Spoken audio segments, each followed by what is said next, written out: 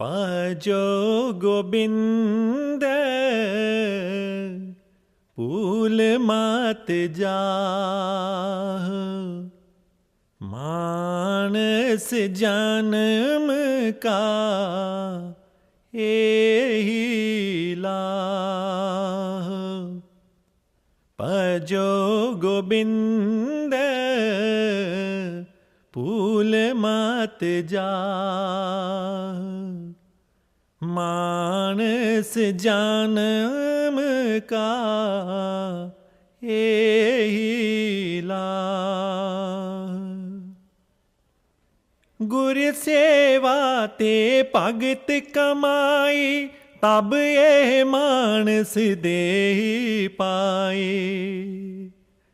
इस देही को सिमरै देव सो देही भज हर की सेव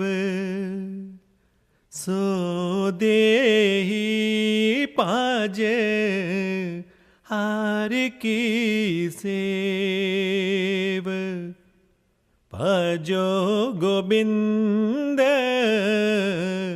पूल मात जा मानस जन्म का एही लाह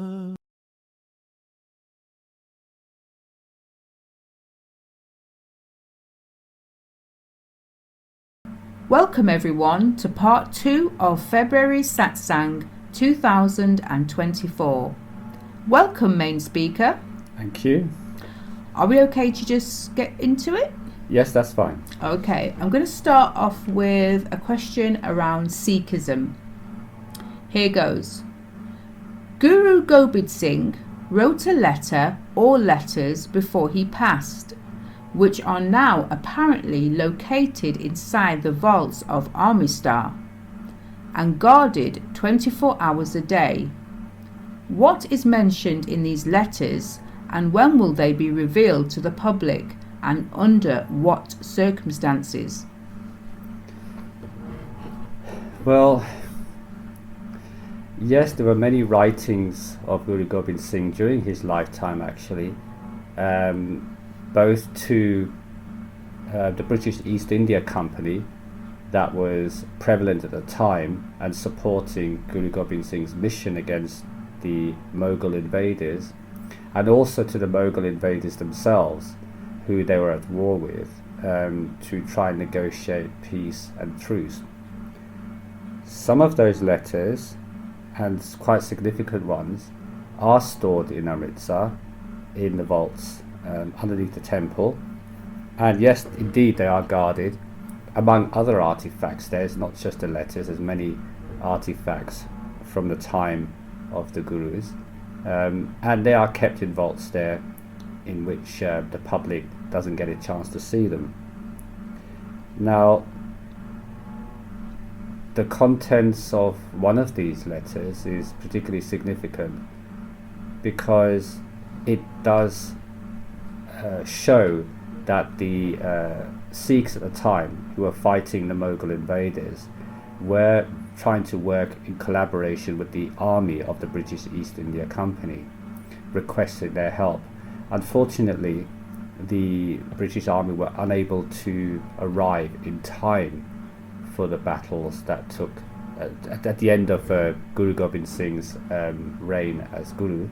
So, but these letters were nevertheless kept in the vaults for future reference, and I don't want to go into too much detail because it's for history to discover exactly what was said, but they are quite revealing about the position of Guru Gobind Singh at the time and the involvement of the British East India Company and their army in the ongoing saga between the Mughal invaders and the Sikhs.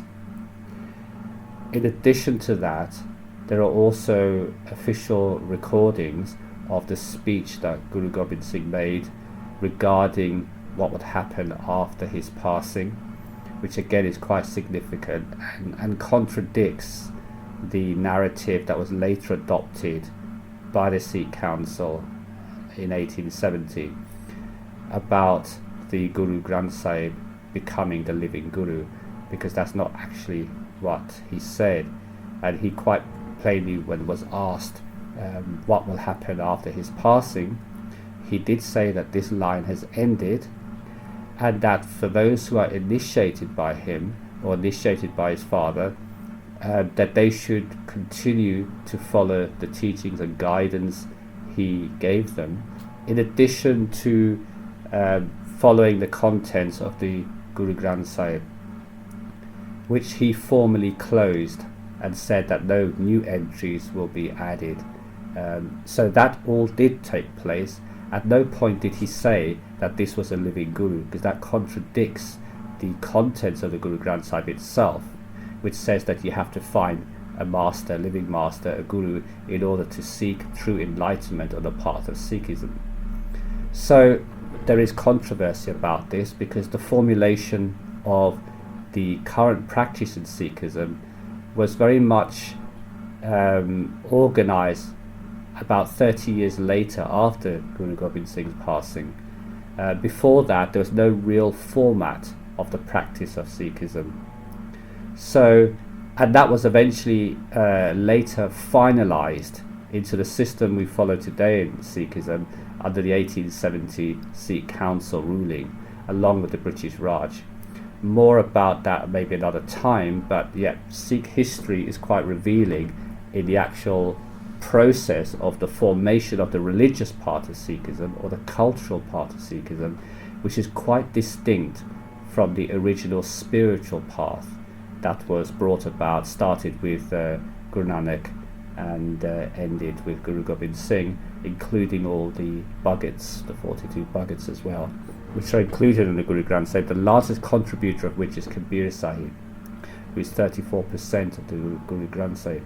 So, without going too much into the social, cultural and political side of Sikhism, yes, there exist interesting letters which give a lot of insight as to what was actually going on during the time of Guru Gobind Singh's reign as Guru, and even many other artifacts related to Sikhism at the time and at the time thereafter, which contradicts the narrative of the present day belief of Sikhism. Specifically that the Guru Granth Sahib is not to be treated as a content of spirituality important to Sikhism, but actually as a living Guru, which is not correct.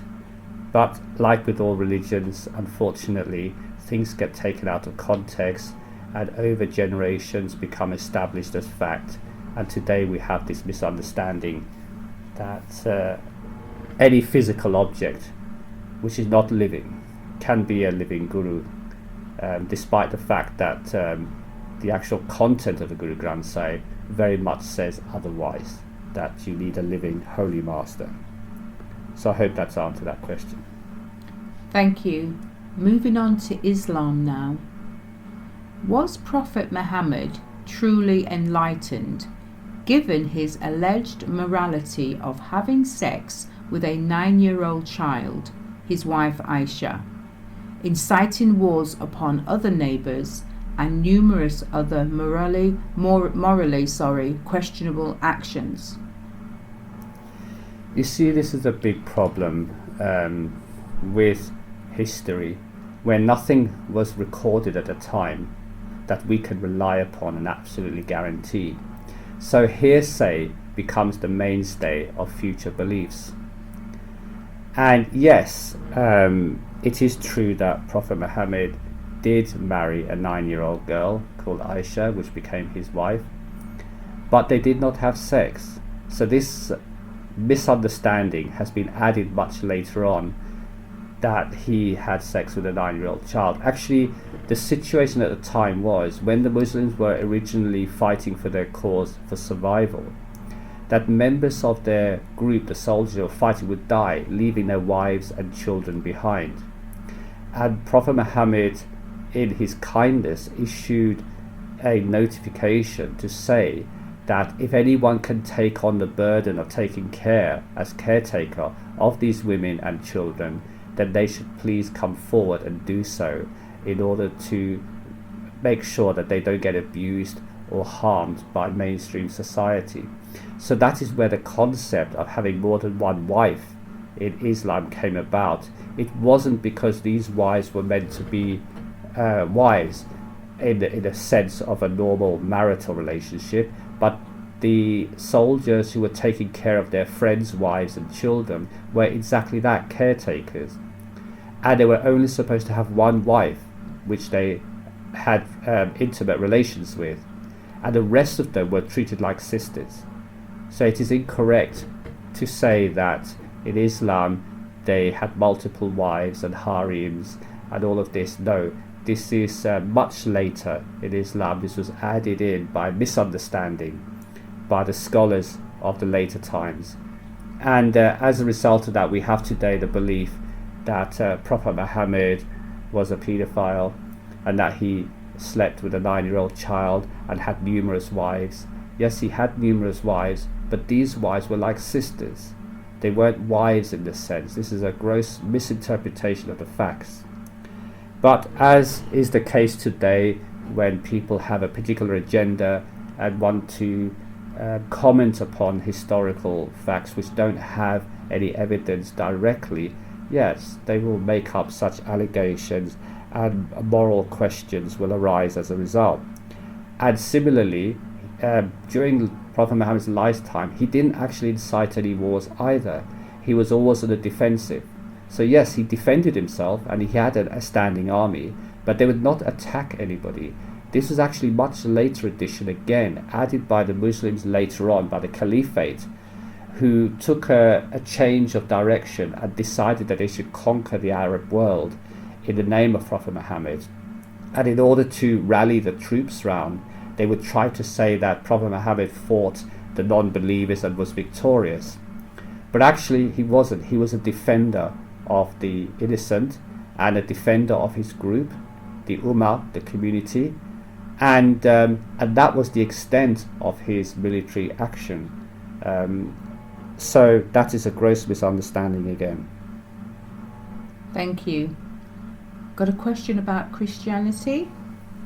Do all Christians go to heaven and have to be with Jesus? Buddhists with the Buddha in the causal realm, and Muslims with Prophet Muhammad in the astral realm, since one can only go where his or her saviour comes from? You see, technically that is correct.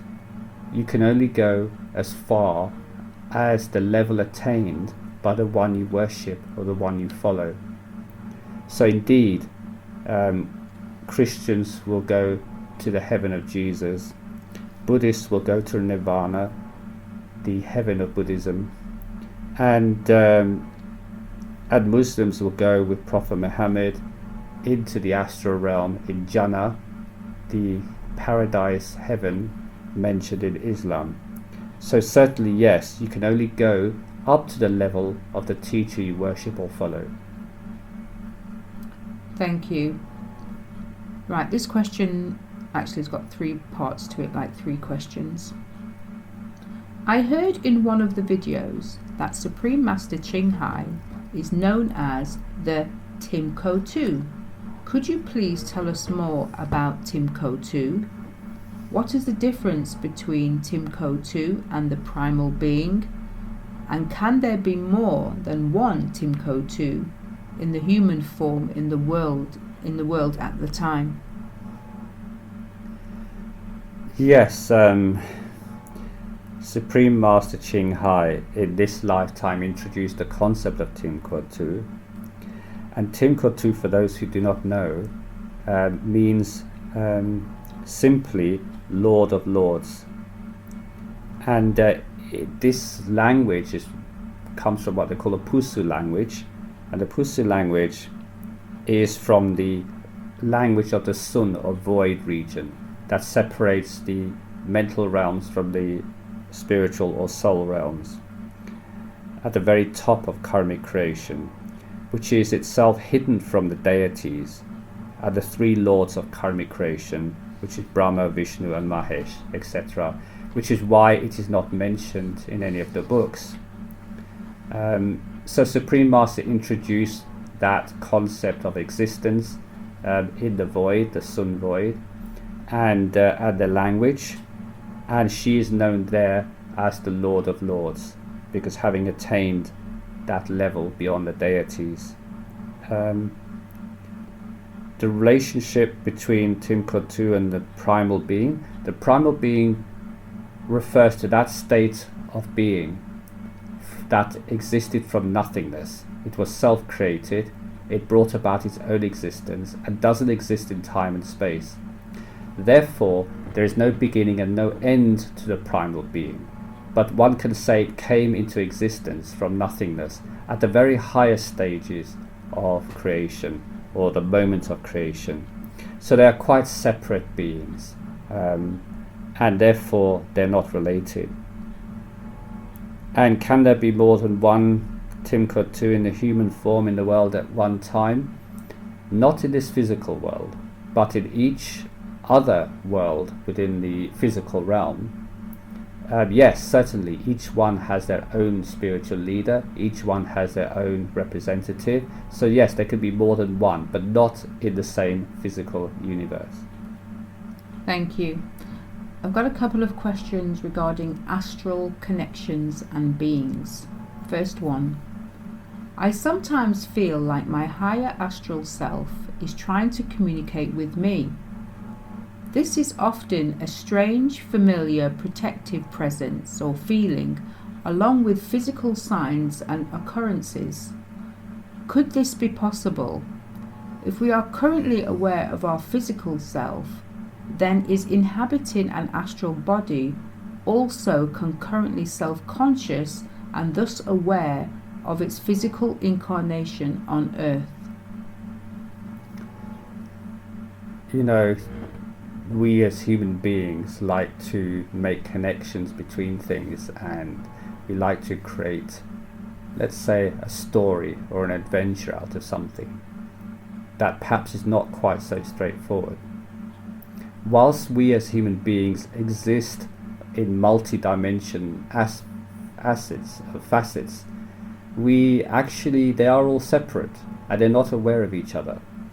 For example, in the physical realm, we do not know about our astral form, our causal form, our soul form, unless we do a specific practice called meditation on the Holy Spirit of the Lord. Then this can allow us to traverse the limitations of the boundaries of our realms and allow access to higher forms of ourselves. But when we reach those higher forms of ourselves, we are not aware of the lower form of ourselves. So the unique characteristic of each of these realms is that they are complete in their own right. Just as we are unaware of anything existing other than the physical realm when we're in the physical realm, when we reach the astral form, we only recognize our astral form. We see ourselves there and we carry on with the activities of what we're performing there without reference to the physical. We're not aware of the physical. We are only aware of ourselves. So during all this journey of traversing the realms, we are aware of ourselves alone at each stage, independently of all the other stages. The only time that we become aware of all stages at the same time is when we reach Satgurus, the fifth realm. So up until then, we act in each realm as if that was the only reality. And that is the only way that it's possible for these realms to exist convincingly to the inhabitants of that realm. Because if they were to know that they exist in multiple planes of existence, they will not play along with the play of the divine in that particular realm. They'll all want to become truth seekers. And truth seeking is only possible in the physical realm. None of the other realms understand or comprehend the idea of seeking the truth, because they're fully engaged and involved in unraveling the mystery of their current existence. So humans are unique in that point.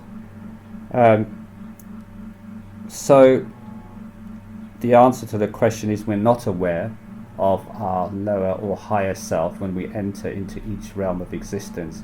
That becomes our new reality, just as when we dream, we forget that we are physical beings living in a house with a family, wife, kids, cat, dog, so on, work. We become wholly immersed in the dream state. And when we wake up from the dream state and enter the physical realm, suddenly now that becomes our reality. And that is how it is in all the realms as well, up until Satgurus. Thank you. In one of your satsangs last year, you stated that people who pass away do not remember those they've left behind and do not know who they were. How is this so? My understanding is that astral beings have more awareness than physical beings, and also sometimes try to communicate with loved ones through mediums, etc., often passing on messages. Families have also claimed they have had some connection with the deceased. Why would they lose this ability to remember? When you made this statement, did you mean that these deceased beings are no longer attached or have any emotional connection? This would make more sense to me. There's quite a few questions in there. This ties along with the previous question of what is the state of our existence at each realm, and do our higher existences try to communicate with our lower existences? And the truth is that they do not. The higher existences are wholly absorbed in their individual life there in that realm, and they do not know of the lower or higher realms are surrounding their existence. So when people pass away, for example, absolutely they leave this realm physically, and with that they are automatically wiped. Their memory is automatically wiped from any existence here, because in each state of existence we are only aware of the now. We live in the now, we are aware of the now. And when we enter this spiritual realm or the astral realm from the physical, we lose all memory, all recollection of what we achieved here, who we were, what we accomplished, who were our relatives. It's not a question of emotional detachment, it is a complete detachment. Because in each stage of the karmic realms, there's no reality to anything that's going on here. It's an illusion, it's a dream. It's a drama staged in a dream. So when you wake up from that state of dream, that drama ends. Just as when we wake up from a dream here, we forget the drama of the dream and carry on life here, regardless of what the dream was about. So in that sense, when we enter those realms, we are completely unaware of our former existence, our former loves, our former hates, and all other things. The only thing that goes with us is the emotional connections we had, our level of awareness, and our spiritual attainment, merit or demerit, that goes with us forward. We do not know how those came about, but we have the feelings. Just as when we are born here, for example, some people don't like heights, they're afraid of heights. Some people are scared of mice. Some people prefer tea to coffee. Some people don't like a particular color. Why are these preferences in existence? They were formulated in previous births. But when we are born here, those preferences become our character, become part of our personality. But we don't rightly know how we came about to have those particular preferences when our friends, neighbors, or relatives have different preferences. These are all conditions of the mind, impressions formed upon the mind. So when we leave the physical realm and we die, we only carry the impressions of all the experiences that happened in the physical world to the next life. And the only thing we're sure about is that we exist. And when we go to the next life and we embody that character, it's like a welcome home. It's like waking up from a dream. We wake up from a dream and say, oh, that was a nightmare. And soon it is forgotten. So then there is no recollection any further, or any reality associated with our dream state when we go into the astral realm. And similarly, when we wake up from the astral realm and we enter the causal realm, again, we do not see ourselves as having any form, because causal realm has no form. So we cannot relate to it, it becomes a dream again. that we're waking up from a dream. So at each stage that we are progressing along the spiritual path, it is as if we're waking up from a dream. So that is the best way I can explain of the state of consciousness and awareness and mind that one has as they traverse the regions. But this changes again when one crosses the causal realm into the spiritual realm, because then there are no longer any impressions upon the mind, because there is no mind. The one becomes self-aware as a soul and suddenly realizes who they really are, that they are pure soul, and that everything else was a drama staged in a dream. And as a result of that, they live only in the now, every moment. They're fully aware of themselves in every conceivable way and in every direction. As far as they can see, they see only self. And we call this self-realization, because that is all that exists at that point. It has no form, no need to accomplish anything, no ambition, no desire, and no attachment. The only thing that self has is a natural inclination to go back to its source. So it only looks ahead, it never looks back. It doesn't look back and says, I have been through all of this drama in the mind realms and so on. No, it is only interested in looking forward and going back to its source. So the state of memory in each realm is relative to the experiences only of that realm of the there and now. The past does not exist and the future is unknown. Thank you. Got a question about time travel. It is mentioned in the sacred truth of God, life and creation that remote viewing time travel will become available for selected research individuals from 2028 and will allow remote viewing of future and past events with no meaningful interaction. If this is true, then such travelers must be viewing our or their timeline. Can they manifest in our timeline and leave any signs for us? If we develop the ability to view the future, will this not impact the illusion of free will that we have as human beings? Certainly in the last part, absolutely. If you're able to see the future of where you're going to be at a certain time in space and time, then this must be preordained. Otherwise, how would you see ahead of something that doesn't exist? It has to have already happened. It has to have already been scripted. It has to already exist, and now you're just traveling through it. So this is definitely will be evidence that we have no free will, and that the entire creation is scripted and ordered in a perfect way for us to have an experience. It's only because we don't have any knowledge of our timeline here in the physical realm that we assume that we make this up as we go along and that random events are happening to us. But this is the only state of existence in which it seems like this. Because in every other realm, we are fully aware of what is to come. The entire timeline that we're going to go through, everything that we're going to go through, is already laid out before us.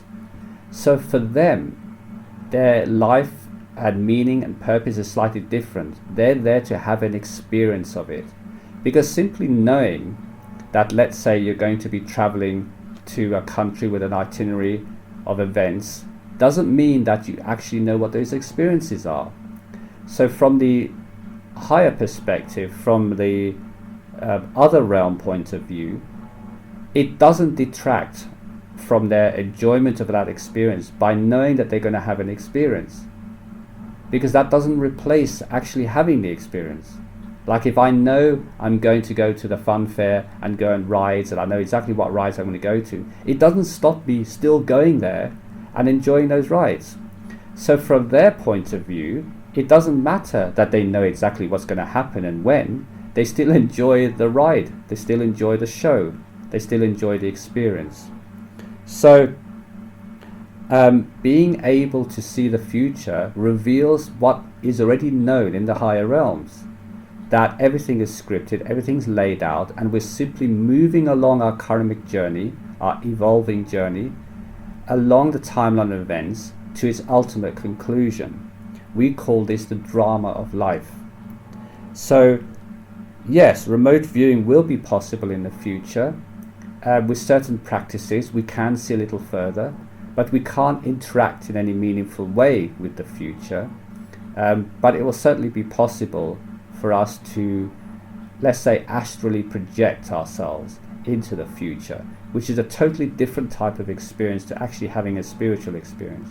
Spiritual experiences are always about gaining higher self-awareness, higher awareness of truth, whereas experimenting and playing around with the dimensions you live in by accessing those dimensions in different ways, going forward or backwards, is an experiential journey that doesn't actually elevate us in any way.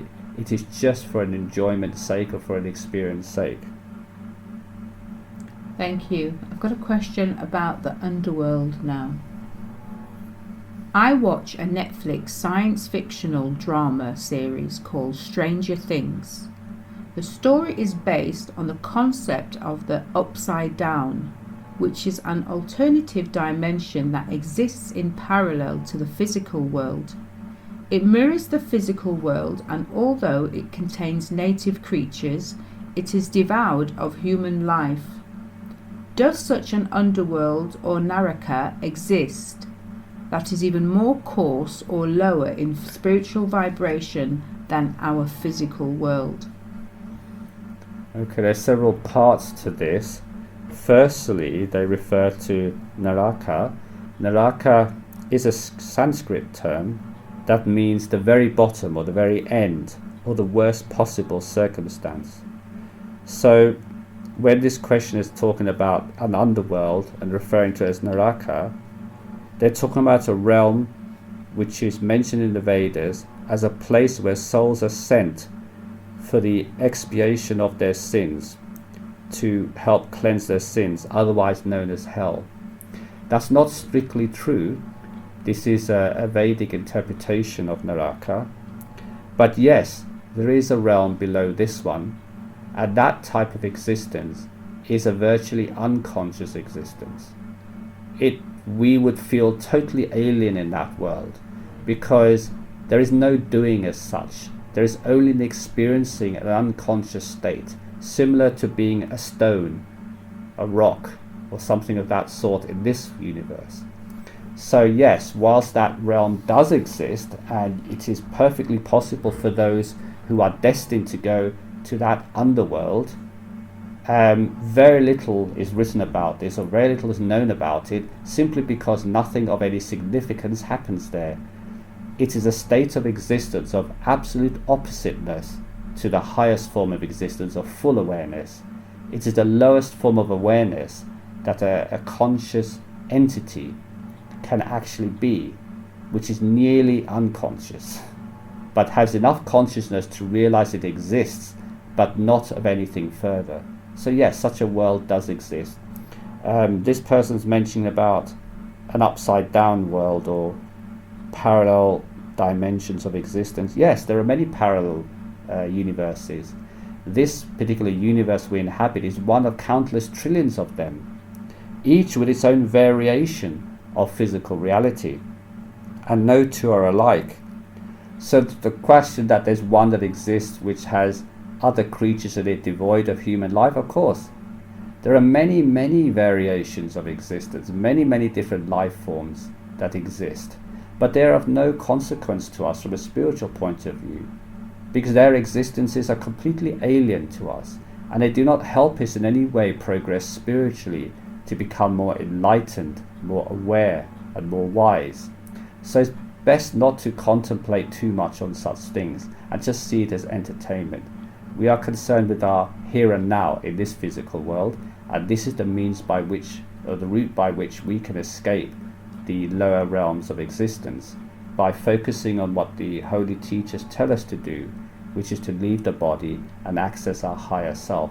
That would be a more useful consideration of our time than dwelling upon such things as parallel universes.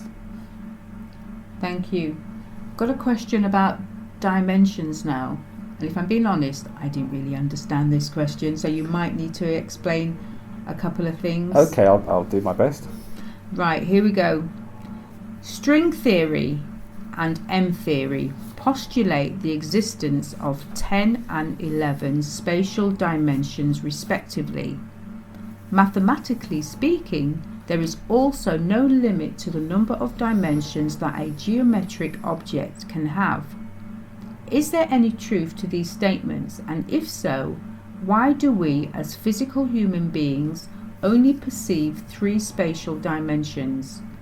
Is there a way of accessing the smaller, curled up dimensions by expanding our awareness of raising our consciousness? Okay, similar to the past question of looking into parallel universes and other physical existences, we should not spend so much time worrying about such things, because that's not the object of our spiritual journey. However, I will, for the sake of those who don't quite know what this question is relating to, I will just summarize what we mean by string theory and so on, and M theory. Coming from a scientific background, I'm very familiar with this. So in string theory, fundamental loopy quantum entities give rise to elementary particles. So these loopy entities are considered to be the origin of elementary particles. And loopy entities mean that they exist in a certain dimension which is not immediately aware to physical beings, and they're considered being exist in curled up loops of entity or existence, in which time and space itself is curled up into a loop. So it's complicated from a scientific point of view, but let's just say that the particles that we have in the universe exist in a more fundamental form than is known to science right now, which is theorized in string theory as being these kind of loopy quantum loops of existence, including space and time. So that means that each particle has its own space-time existence, which relates to others by an unknown connection. At the moment, this is all very, very theoretical.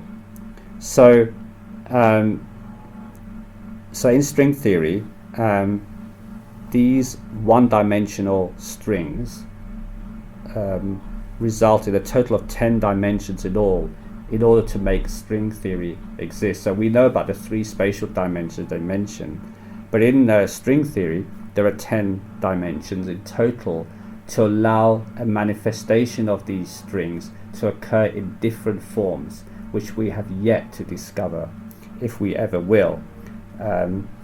Now, string theory is a candidate for a unified theory of the 4 fundamental forces of nature, meaning electromagnetism, the weak force, and the strong force, and gravity. The weak force and the strong forces are forces that allow particles to come together and maintain a bond with each other, otherwise they'll repel each other. So and that's how matter comes formed, from fundamental particles. Without those forces, and gravity we are all familiar with, and the electromagnetism, we understand electricity and magnetism. So those are the forces that string theory tries to unify into one fundamental origin. In other words, they're trying to look for the God in the physical universe, the God in creation, from a scientific point of view, and having a unified force where all existence, all the forces of nature, all fundamental particles come from a single source, is akin to having the God idea in spirituality and religion. So particles in string theory are identified with particular patterns of vibration of a one-dimensional elementary object called a string, which is in fact how it is defined. That's the official definition. Meanwhile, M theory, that the questioner talks about, is a later theory in physics that simply unifies all consistent versions of superstring theory into one further dimension, resulting in 11 dimensions of physical existence. So in M theory, they have an additional dimension of existence in which all string theories, all string manifestations are combined into one origin source. So you could say that M theory is the postulated, it's theoretical, remember, none of this is proven, none of this is provable right now, it's all theoretical, in which M theory is the ultimate source of all creation from the science point of view. But again, this is all absolutely theoretical. Now, a gentleman called Edward Witten was the first to conjecture the existence of such a theory at a string theory conference at the University of Southern California in 1995. So this is fairly new M theory, which has been debated about ever since. So these are very new concepts to explain. They have nothing to do with spiritual advancement, spiritual knowledge, or spiritual awareness. They are all concerned with the workings of the mystical physical universe, which is not as clear-cut as we may seem, because the physical universe itself is not as tangible or as solid as we may think. It's only because of the action of these forces and gives us the idea of solidity and rigidity to objects. But actually, the universe is 99% empty space and only 1% actual matter from the point of view of fundamental particles. In fact, most of space is empty. Although there are trillions of suns and billions of galaxies, they actually occupy a very small fraction of the known spatial dimension of space itself, the majority of it being dark matter. And there's various quotes of how much percentage dark matter is there, meaning empty space and dark energy, as opposed to actual matter that forms the objects that we see with the visual eye, with telescopes and so on. But nevertheless, the universe is mostly empty space. So that is generally what this is relating to mathematically.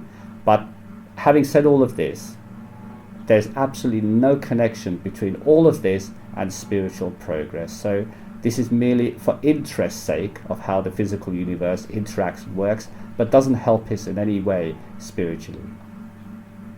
Thank you. I've got a question about morality. Unlike what happens in modern societies when it comes to morality, should we always be holding people accountable when they have done something immoral, bad intention or not? Or should we instantly forgive them as everyone is playing out their actions through their karmic script? Actually, this question has answered their own question. This questioner has. Yes, if we understand that everything is scripted, therefore none of us has true free will, and that the Lord is the only doer in everything, as mentioned in part 1 of this discourse, then how can we put a blame on anyone for what they are doing, or even ourselves? Why not just get out of this play and find the truth? If we put all our energy into discovering the truth of who we really are, where we truly come from, then we won't have time to judge others, or to put ourselves against others, or to see higher or lower, or good or bad. We won't get involved in all of this. And true spirituality, high spirituality, not born of philosophy or religion or science, does not try to create divisions in humanity by putting one against the other. Spirituality unites, whereas religion, philosophy and science divides humanity into belief systems. Spirituality is not a belief system, it's a knowledge system, a knowing. It's becoming a knower of the truth. It is a seeking system that each and every individual can embark upon, regardless of their religious, philosophical or other background, to discover the full truth for themselves. Now, if we spend all our time discovering our very nature, the very high truth of all existence, then what time do we have to judge and point a finger at others? It is only when we're not engaged in this activity that we start thinking of a lower level, that we start looking at the duality of existence, that he is there, I am here, that one is over there. And we start then seeing differences between us, and we start pointing our finger, saying one is right and one is wrong, because inherent with duality is an impression that that duality is either good or bad or right or wrong. For example, duality is just what it is, like day exists and night exists. Now, it is our opinion to say that night is bad or day is good. Some people might say they feel that night is good and day is bad for them. Who is right?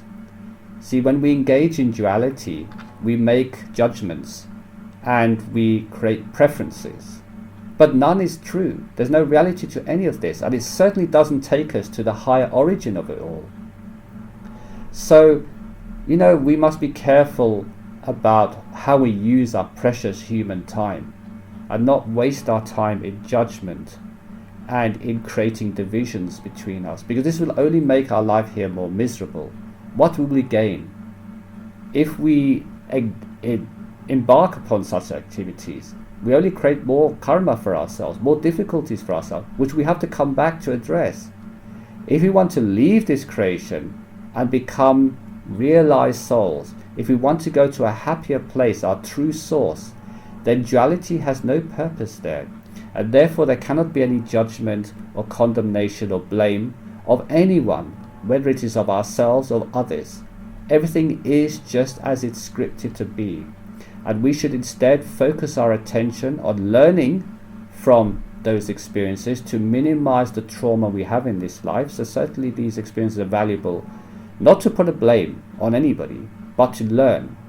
And also at the same time, spend our precious free time in meditation and in truth seeking, so that we can become aware, awakening our higher self and become aware of our true nature and our true origin, so that we can then eventually go back home to the land of bliss and love and truth, which is our actual true origin, not the false world we live in.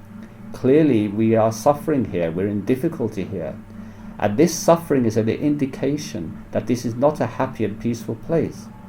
Yet we as original beings are peaceful, loving, kind, blissful individuals in our true sense, when we're not troubled by the problems of the illusory world. So if we want to gain that status back of being whole, of being one with the truth, then spiritual practice is the only way forward to achieve this, not any physical means or any physical or karmic laws of judgment, blame or condemnation. I hope that's explained it as simply as possible. Thank you. I've got a few questions around money. Okay. First one, from a karmic perspective, is it morally acceptable to invest in crypto assets? Given the high risk nature and speculative reputation of such investments, could engaging in them be considered a form of gambling? You see, it depends on your perspective, what you want from life. If you want to involve yourself in this play, then you try to manipulate the play to your advantage. You try to gain what you can out of this play, and you attach yourself with desire to various outcomes and to various rewards. So speculating on money and trying to build your wealth has only one purpose: to bind you deeper into this karmic creation and therefore account for that.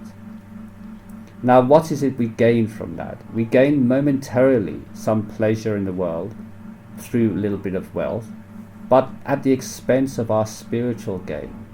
Because as Jesus said, how shall it profit a man if he should gain the whole world but lose his soul? So if we emphasize in making money by one means or another, speculative or otherwise, above our most important objective of knowing who we truly are and where we truly come from, then we're going to have to take all the ups and downs that go along with that illusory desire. And as we've seen historically, this is fraught with complications and problems.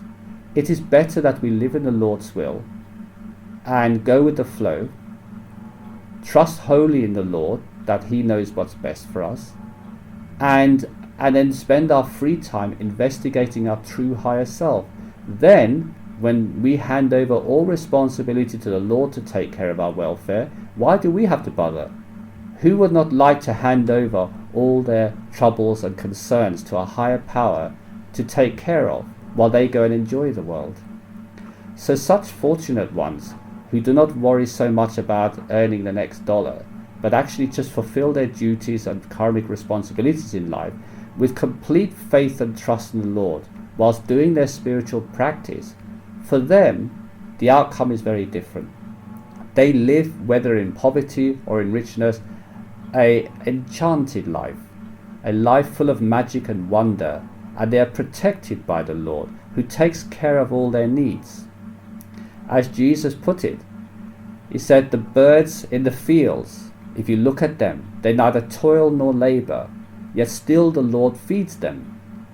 How much more worth are we than they to the Lord, as we are created in the image of the Lord? Will He not take care of us if we throw our lot in with Him, rather than taking our chances with our wits and our whims of the mind, who doesn't know what is best for us even? So, from a spiritual point of view, I'd much rather trust the higher power to take care of me than to bother with all these kind of money-making ideas. I mean, there's no harm in working hard to earn a living and to trying to improve yourself, but not at the expense of your spiritual welfare or your peace and happiness here. If investing in such things carries a risk of loss and worry for you, and you're one who worries about such things, then it's best not to indulge in these activities. But if you have a bit of spare money and you don't mind losing it, and you want to have a play with the investment game, no harm, providing you accept that if you're going to lose it, it's going to be okay. Yeah? If you get grievance about it, then it's not for you. Thank you. Concerning Bitcoin's role as a potential default reserve currency, do you foresee its dominance worsening global wealth inequality? Could the limited supply of Bitcoin disproportionately benefit the elite who are accumulating substantial amounts? Yes, I mean, the future of currency is going to change to virtual currency. By the middle part of this century, there'll be no money as such that we understand today, but certainly virtual currencies and credits will exist. And that is the money of the future. Will it worsen inequality that we have today? Not really, because you're substituting one form of money with another form of money. Does it matter in which way that the money is presented? It's still something that creates divisions among humanities between the haves and the have-nots. What we really need is a philosophical change of ideas about how we should live as a society.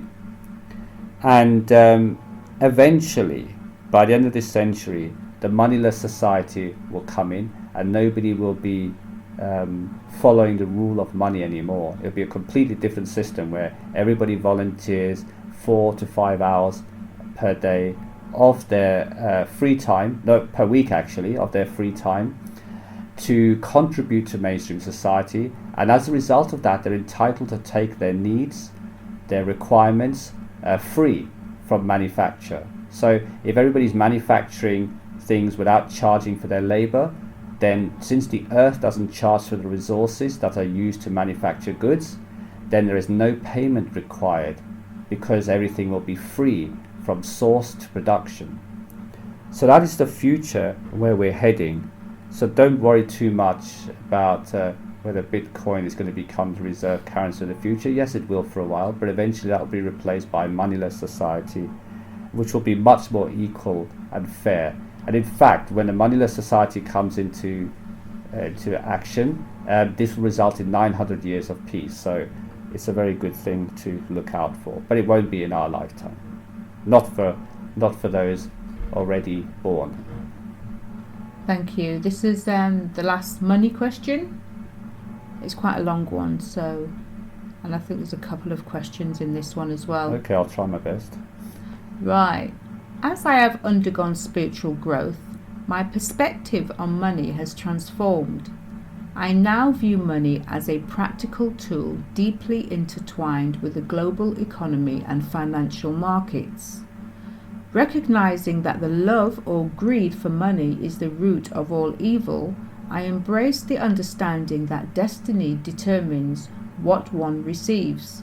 Despite this, I strive to make informal financial decisions, aiming to create more time for a spiritual life.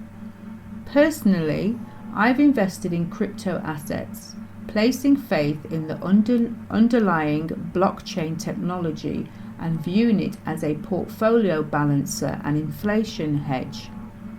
The Sacred Truth of God, Life and Creation, published in 2016, you mentioned the potential for Bitcoin to become a default reserve currency in the future. Looking ahead, what do you envision as the future of money? Is there a possibility that we might witness a moneyless society within our lifetime? I think you've answered that. I think I've more or less answered all of this, but just expanding upon the point of how we should deal with money in the here and now. Yes, money is just a tool. We should not become obsessed by it. It is a human invention which tries to put value on certain objects and services.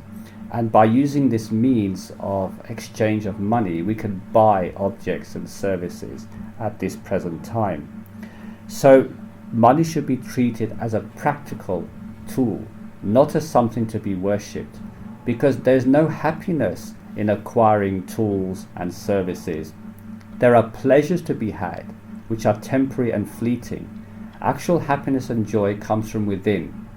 And the happiest person is that who needs no external objects or services to provide them with their joy. They carry that joy wherever they go within. That's a much higher form of joy.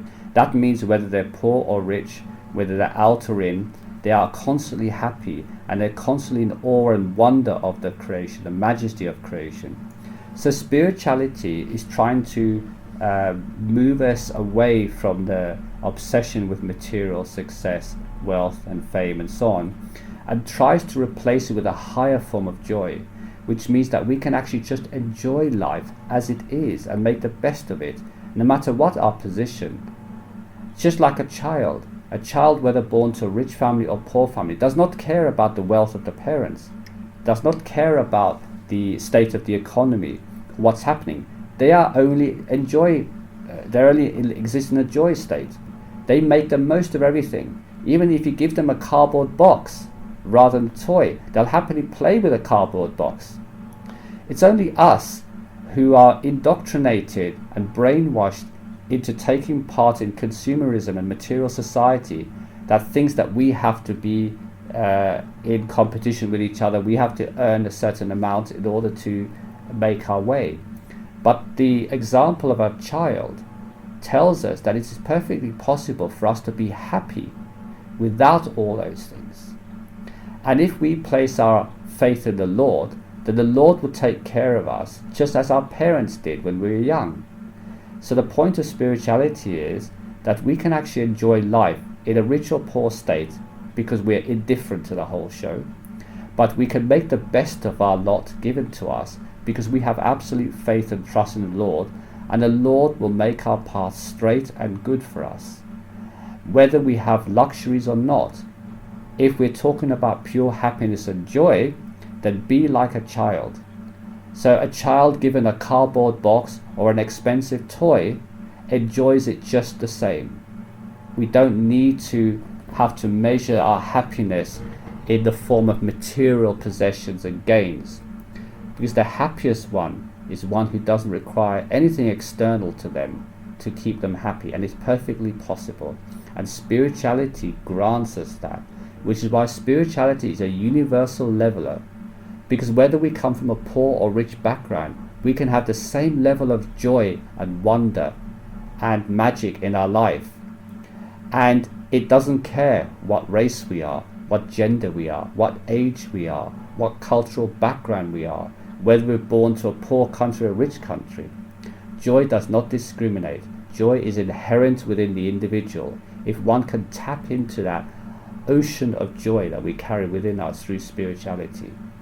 That is why historically most of the spiritual practitioners were on purpose poor, and they lived a poor life, but yet they enjoyed their life in their particular way. They made the most of it, and they saw life as a wonder. And indeed their disciples often gave up their troublesome wealth, because when you have so much wealth, you have to take care of it. There's a hassle, fear and problems associated with it. You need to have somewhere to put it, somewhere to manage it. These are all hassles. If you didn't need any of this, and all your needs would be provided by the Lord, then what do you need of wealth and objects? So the ideal state for a spiritual practitioner is to create that joy within them, so they do not need anything external to make them happy. And in fact, they can enjoy all external things for what they are, mere pleasurable objects which are fleeting and passing by, but don't affect our actual joy, because the joy comes from within because of our knowledge of these things, and we're no longer tricked into following or worshipping materialism or consumerism with all the hassles that entails. Be like the child. The child has nothing, yet is supremely happy compared to the struggling adults. Thank you. Right, I've got a final question, and this relates to 2024. Do you have any practical tips on how to navigate through 2024? In particular, with all the chaos and destruction that's taken place globally, should we even focus on this or support any charities which claim they are assisting with these events? Or should we simply focus on improving ourselves spiritually only and let the world's happenings continue as they will, with or without our attention? Again, the questioner has answered their own question, Yeah. that if they just simply focus on themselves, on getting out of this illusory creation, then they will attain everything they in their hearts desire. Everything that they wish for resides in the higher state of existence, and not in the physical world. In the physical world, we have to put so much effort and struggle and pain, and even then we only get a small percentage of happiness and joy here. We can never get everything. We can never be fully satisfied, which is why whether we're a king or a pauper, no one is truly happy in this world. They always want something that they do not have. Something is missing. Now, when you go into the spiritual states or higher states of existence, everything is provided for you. Then there is no more struggling, suffering or misery. And that means that when you project yourself into, say, the karmic world here in creation, you can actually make the best use of it and enjoy it as a show, what it is, without taking it too seriously. So if we go with the flow and live in the Lord's will here, and we focus our attention on our higher truth and the bliss, truth and wonder that comes with that, then we can truly enjoy our existence here, no matter what our state of wealth or health even. Because, something quite strange, that the astral beings, for example, would want to trade their entire happiness and joy existence for the worst day of your life here. Why? Because they know that being endlessly toyed and played with by karmic creation, where they have no control or power over anything, and they're subject to another's will in the sense of the script that's been written for them, and they cannot do anything outside of their script. They would rather escape all limitations and be completely fulfilled, because none of these realms, up until our true home, actually can fulfill us so completely. And if we want complete fulfillment, happiness and joy, then we have to use spirituality alone as a means to get that, because anything here, anything below that is limited and is never complete, which means we're always restless, always searching for the next thing. How can that be a wonderful form of existence? even if it's temporarily tempered by some moments of pleasure that you gain when you have a little bit of a rest. Yeah, soon enough karma will push you along to the next course of events that will disturb your peace and so on, and then you go around a merry-go-round again and again and again. So why not just use this precious human birth to focus on the higher spirituality and get out of here? As Jesus said, I have come to pluck brands from the burning, not to put the fire out. So he never came here to make this world a paradise. He came here to rescue those struggling souls and pull them out of this realm into the kingdom of God and ultimate happiness and heaven and bliss and love and truth. That was the divine message of Christ and of all the other holy masters who come here. So I say that this is what we should focus upon, and not on constantly trying to chase the next illusory dream or wonder that is not lasting and always ends in pain. Thank you. That's it. Most welcome. Thank you for listening, everybody. So dehi paje har ki sev Bhajo Gobind Pul mat ja मानस जानम का यही ला